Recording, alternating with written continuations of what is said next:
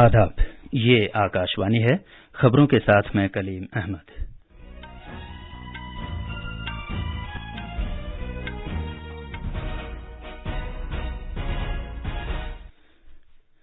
Parliament के दोनों ऐवानों में मणिपुर तशद्दुद मामले पर तात्तुल बरकरार है।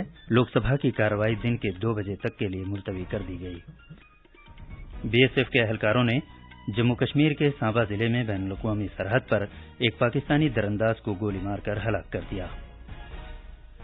भारत के महकमे मौसमियात ने मुंबई समेत महाराष्ट्र के कई जिलों के लिए शदीद से इंतहाई शदीद बारिश की वार्निंग जारी की है। तेलंगाना के कई हिस्सों में शदीद बारिश का सिलसिला जारी है। सोमालिया की राजधानी मोगादिशु में एक फौजी कैंप के अंदर किए गए एक खुदकुश बम हमले में 30 से ज्यादा फौजियों के हलाक होने का अंदेशा है। और जापान ओपन बैडमिंटन में किदाम्बी श्रीकांत और एचएस प्रणॉय टोक्यो में मर्दों के सिंगल्स के दूसरे राउंड में पहुंच गए हैं। अब खबरें तफसील से। पार्लियामेंट के दोनों ऐवानों में मणिपुर तशद्दुद के मामले पर तात्तुल आज भी जारी है। इस मामले पर अपोजिशन के शोर शराबे के बाद लोकसभा की कार्रवाई दिन के 2 बजे तक के लिए, जबकि राज्यसभा की कार्रवाई दोपहर 12 बजे तक के लिए मुलतवी कर दी गई। लोकसभा का इजलास आज जैसे ही शुरू हुआ, कांग्रेस, डीएमके, जेडीयू, टीएमसी पर मुश्तमिल अपोजिशन अरकान नारे लगाते हुए ऐवान के वसत में इकट्ठा हो गए। वो मणिपुर तशद्दुद के मामले पर ऐवान में वजीर आजम नरेंद्र मोदी की तरफ से बयान दिए जाने की मांग कर रहे थे। स्पीकर ओम बिरला ने वक्फे सवालात की कार्रवाई चलाने की कोशिश की और एहतजाज करने वाले अरकान से बार बार जोर देकर कहा कि वो ऐवान की कार्रवाई चलने दें, लेकिन शोर शराबे का सिलसिला जारी रहा। इसके बाद ऐवान की कार्रवाई दिन के 2 बजे तक के लिए मुलतवी कर दी गई। उधर राज्यसभा का जब इजलास शुरू हुआ तो चेयरमैन जगदीप धनखड़ ने कहा कि ज़ाब्ता 267 के तहत मणिपुर में तशद्दुद के मामले पर अपोजिशन पार्टियों के अरकान ने कई नोटिस पेश किए हैं। उन्होंने कहा कि राजस्थान और छत्तीसगढ़ में खवातीन के खिलाफ जराइम के मामले पर भी बीजेपी अरकान की जानिब से नोटिस मौसूल हुए हैं। ऐवान के लीडर पीयूष गोयल ने कहा कि हुकूमत मणिपुर के मामले पर बहस के लिए तैयार है। उन्होंने कहा कि खवातीन के खिलाफ तशद्दुद एक हसास मामला है और इस पर कोई सियासत नहीं होनी चाहिए। उन्होंने कहा कि राजस्थान और छत्तीसगढ़ में खवातीन के खिलाफ तशद्दुद के बारे में भी बहस होनी चाहिए। कांग्रेस के पी चिदम्बरम ने जोर दिया कि मणिपुर के बारे में ज़ाब्ता 267 के तहत फौरी बहस कराई जाए। कांग्रेस, टीएमसी, आम आदमी पार्टी, डीएमके, बाएं बाजू की पार्टियों और आरजेडी समेत अपोजिशन अरकान ने इस मामले पर नारेबाजी शुरू कर दी। बरसरे इख्तिदार पार्टियों से ताल्लुक रखने वाले अरकान ने भी जवाबी नारे लगाए। बाद में ऐवान की कार्रवाई दिन के 12 बजे तक के लिए मुलतवी कर दी गई। वजीर आजम नरेंद्र मोदी ने पार्लियामेंट के मौजूदा इजलास की कार्रवाई में लगातार रखना डालने के लिए अपोजिशन पार्टियों की मजम्मत की है।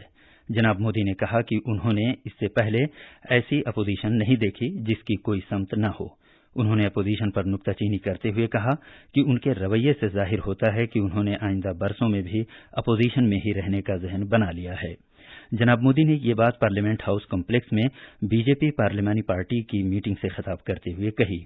मीटिंग के बाद नामानिगारों से गुफ्तगू करते हुए पार्लियामानी उमूर के वजीर प्रहलाद जोशी ने कहा कि वजीर आजम ने मुल्क को 2047 तक तरक्की याफ्ता मुल्क बनाने की कोशिशों पर जोर दिया।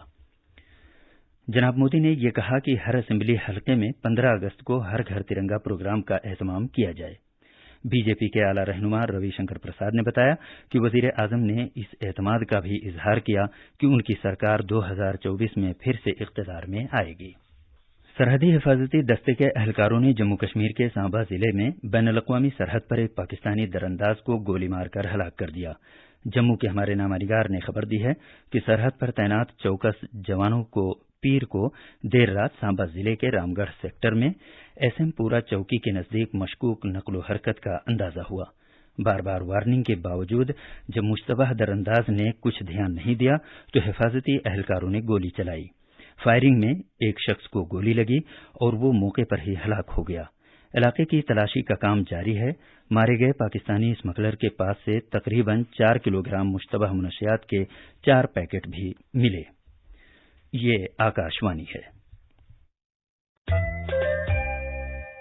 भारत के महकमे मौसमियात ने महाराष्ट्र के मुंबई, थाने, रायगढ़, पुणे, रत्नागिरी, सतारा, सिंधुदुर्ग और कोल्हापुर जिलों के बाज़ इलाकों में शदीद से इंतहाई शदीद बारिश के सिलसिले में ऑरेंज अलर्ट जारी किया है। رائے گڑھ، رتناگیری، سندھو درگ، پونے، کولہاپور اور ستارا ضلعوں میں 27 جولائی تک شدید سے انتہائی شدید بارش ہوگی۔ محکمہ موسمیات کے مطابق اس کے بعد بارش کا سلسلہ کم ہو جانے کا امکان ہے۔ ادھر تلنگانہ کے کئی علاقوں میں شدید بارش کا سلسلہ جاری ہے، جس کی وجہ سے معمول کی زندگی متاثر ہوئی ہے۔